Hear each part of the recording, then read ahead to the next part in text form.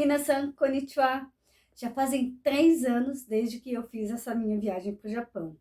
E desde então, muita gente ainda me pergunta: como que você organizou a sua viagem? E mais importante, quanto custa uma viagem para o Japão? Esse e outros assuntos eu vou tratar nos próximos vídeos, que vai ter duração de 15 a 20 minutos. Então, se você quiser ficar por dentro de todas essas informações, não se esqueça de se inscrever no nosso canal e ativar o sininho para receber as notificações dos novos vídeos.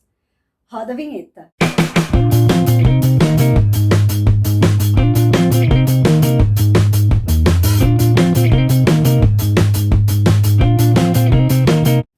Então, vamos para uma pergunta que não quer calar. Quanto custa uma viagem para o Japão? E a resposta é: depende. Porque são muitas variáveis. Vai depender se você vai sozinho ou com mais pessoas, que tipo de acomodação você quer ficar, quantos dias quer ficar, o que você vai fazer, os locais que vai visitar, o que você vai comprar de repente, né? Se você vai só a passeio, você vai fazer compras. Então, são uma série de fatores que vão fazer diferença no preço final. Também vai ter diferença na rota que você vai, porque, né, a passagem tem preços diferentes.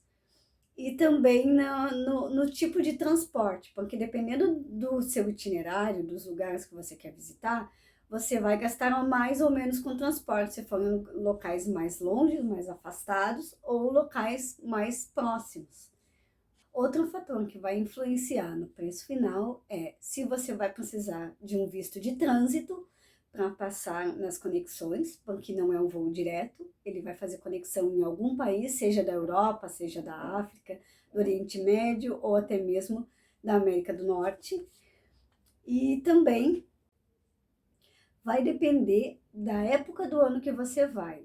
Se você for em alta temporada, que seria, no caso do Japão, abril a maio, primavera e outono no Japão são as melhores épocas para ir. Então, principalmente na primavera, em abril, que tem a florada das cerejeiras, é uma alta temporada de viagens. Então, o preço vai estar ou mais em conta ou mais caro. Mas se você ou não puder, como foi o meu caso, não puder ir nessa época, eu, por exemplo, fui no inverno, lá em janeiro e fevereiro. Não aconselho ir no verão, porque chove muito, então pode ser que atrapalhe um pouco os seus passeios. Se você for fora dessas duas épocas que eu falei, que é abril e, né, na primavera, ou lá no outono, em setembro, outubro, então o ideal seria ir no início do ano, janeiro, fevereiro, fugir dessa época de alta temporada, que não é tão frio, dependendo do lugar que você vai, e tem um certo conforto térmico, mas tem que se preparar, levar bastante roupa de frio. Agora eu vou detalhar para vocês qual foram as minhas escolhas para fazer a minha viagem. Eu tô com uma colinha aqui, porque, né, eu não lembro tudo de cor para falar, então eu vou detalhar mais ou menos para vocês. A época do ano que eu fui foi na última semana de janeiro e a primeira semana de fevereiro. Foi o meu período de férias do trabalho na época e era o único período que eu podia ir. Eu não teria férias em outro momento do ano. Então, esse momento foi o escolhido que eu fui. Eu escolhi ficar em hostel, então eu peguei no site do Booking e fiz a escolha dos hostels que eu fiquei, tanto em Tóquio quanto em Kyoto, né? O itinerário que eu escolhi foram uma semana em Tóquio e uma semana em Kyoto. Qual foi o roteiro que eu escolhi na época? Bom, eu não tinha muito dinheiro disponível, então eu decidi na época também visitar apenas 2 cidades, que era o que ia ser possível nessas 2 semanas que eu ia, e eu ia poder ficar, né, visitar bastante lugares dentro dessas cidades, né, e nos arredores, e aproveitar bastante a minha viagem. Então, eu fiquei uma semana em Tóquio e uma semana em Kyoto. em Tóquio, eu ainda tirei um dia para visitar Saitama, né, a província de Saitama. Eu fui numa cidade para conhecer uma escola que era um convite que me foi feito na época, uma escola brasileira que eu fui conhecer em Saitama. E em Kyoto eu visitei Fushimi Inari Taisha e eu visitei a cidade de Nara também. Então, na época, foram os lugares que eu queria me concentrar, que eu ia poder conhecer bem os lugares, né, organizar quanto tempo eu ia poder gastar em cada um dos lugares que eu iria nessas cidades. E foi assim que eu organizei o meu roteiro. No total, que eu economizei para fazer essa viagem, foi em torno de 10 mil reais. Eu não gastei todo esse valor nessa viagem, né? Mas assim, eu usei esse valor para cobrir absolutamente todos os gastos que eu fiz, né? Eu não tive nenhum custo a mais além desses 10 mil reais, mas foi o dinheiro que eu reservei para fazer essa viagem. Na época, eu pesquisei na internet alguns pacotes turísticos, né? Porque eu estava indo pela primeira vez, eu não sabia se eu ia conseguir organizar tudo sozinha, eu nunca tinha organizado uma viagem internacional. Então, primeiro eu resolvi olhar nas agências de turismo os roteiros que eles tinham, né, as ofertas deles. Só que acabou saindo mais caro e eu não gostei das opções que me deram, porque eles faziam, eram 7 dias de viagem e você passava por 4, 5 cidades, vendo muito rapidamente, assim. Eu não podia montar o meu pacote, escolher onde eu queria ir, né, onde eu queria ficar. Era aquilo que estava ali naquele, né, naquele pacote e não podia alterar nada. Além disso, tem os guias também. Esses pacotes vinham com guia ou em inglês ou em espanhol. Não tinha guias de viagem em português. Foi mais um motivo pelo qual eu aceitei o desafio de organizar minha viagem sozinha, porque eu ia ter que fazer um visto, as reservas de hotel, comprar, né, moeda, né, dólar, né, iene. Então eu fui atrás de informações em vários sites, né, na internet, primeiro para ver o custo, se valia mais a pena organizar sozinha ou por agência de viagem. E eu vi num blog, que eu não me lembro agora qual mas é mais ou menos da época, que uma viagem para cada pessoa ia custar em torno de 10 mil reais, mas você ia poder, por esse valor, você ficaria 15 dias no Japão. Então, a partir daquela informação, eu montei a minha viagem, né? E aí, que era um dinheiro que eu já tinha juntado na época. Outra informação bem importante é que eu juntei esse dinheiro ao longo de 5 anos para poder fazer essa viagem. Não foi de uma hora para outra. Claro que vai variar de pessoa para pessoa, da disponibilidade que ela tem dos seus recursos financeiros. No meu caso, eu levei 5 anos.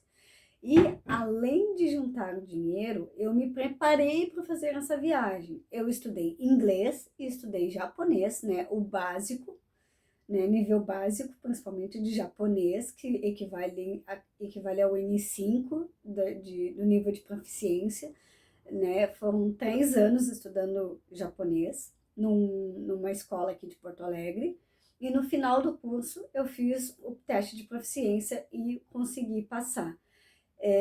Para quem vai fazer uma viagem, para quem quer só conhecer o Japão, não tem necessidade de fazer o teste de proficiência. Se você souber já falar, faz o curso e conseguir se comunicar, perfeito. Além do estudo de língua, eu me preparei assistindo vídeos sobre o Japão, conhecendo a cultura geral do Japão. O que eu posso fazer, o que eu não posso fazer, como é que se pega um trem, como é que se pega um ônibus, né? Como funcionam as coisas lá no Japão de forma cultural, o que eu posso, o que eu não posso fazer, para não causar nenhum problema para quem mora na cidade, né? Nos lugares que eu tô passando, nem nos aeroportos, enfim, em lugar nenhum. Então, eu consegui ter toda a minha autonomia durante a minha viagem para fazer as coisas sozinhas. Eu fui às compras, eu peguei um ônibus, se eu precisava de alguma informação, eu ia a algum balcão turístico, claro que, principalmente nas cidades turísticas, né, no caso Tóquio e Kyoto, tem informações em inglês, tem placas nos lugares turísticos, em Tóquio principalmente tem por toda a cidade. Mas, no caso, quando eu fui para visitar essa escola em Saitama, eu fui no interior de Saitama, no interior da província. Eu desci numa estação que não tinha nada de inglês. As placas do trem estavam tudo em, inglês, em japonês, em kanji. E mesmo não sabendo ler totalmente kanji, mas conhecendo, né, o sistema de trem, o funcionamento do sistema de trem, eu consegui, né, ir e voltar sem problema nenhum. Então, como é que eu fiz isso? Tem muitos vídeos no YouTube de brasileiros que moram no Japão e mostram a vida no Japão. E eles ensinam como é que pega um trem, como é que funciona. Claro que cada cidade, cada província vai ter o seu modo, né? Vai ter a sua organização. Numa cidade é de um jeito, numa cidade é de outro. Exemplo, em Kyoto, eu andei quase que exclusivamente de ônibus, enquanto em Tóquio, o sistema que eu mais utilizei foi o trem. Em Tóquio, a tarifa do trem varia de acordo com a distância, né, que você percorre de uma estação para outra, o valor da passagem. Já em Kyoto, a tarifa de ônibus é igual para todos os trechos, para toda a cidade. Você paga um único valor, né, em qualquer linha, qualquer que seja a distância que você ande. Então, outra sugestão que eu deixo é vocês se informarem, depois que escolherem e fizerem o roteiro, como é que é o funcionamento dos transportes, dos deslocamentos nessas cidades que vocês vão visitar. Então, os fatores que você precisa levar em conta na hora de calcular o custo da sua viagem são número de pessoas que vão com você, o tempo da sua viagem, o roteiro que você vai fazer, o transporte, né, o custo com transporte, desde o aeroporto, o transporte dentro das cidades, você pode alugar um carro, se conseguir tiver uma licença internacional, você vai se deslocar por um transporte público, pode ser por trem, pode ser por avião, que mais? Alimentação, o custo que você vai ter com alimentação, e também as atrações turísticas que você vai visitar nesses locais. Algumas são gratuitas e outras são pagas. Algumas têm os valores mais baixos, outras os valores mais altos. Por exemplo, se você pode em Tóquio visitar a Skytree, que é uma torre que tem uma entrada de em torno de 1.000 e pouco, 2.000 ienes. Você pode visitar lugares que não tem custo nenhum, como por exemplo o Templo Sensoji, que eu fui.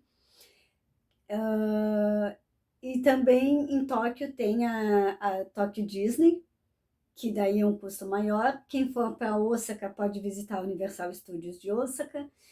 Então tem os parques temáticos, né, com montanha-russa, que você pode querer visitar também nesses lugares. Você precisa reservar um valor que vai gastar com entradas nos locais que você vai visitar também. Também precisa separar o valor para o custo do visto, né? Não é muito caro tirar o visto japonês. Eu acho que hoje não tá menos de R$ 100, né? Se não me engano, mas tem que dar uma olhada.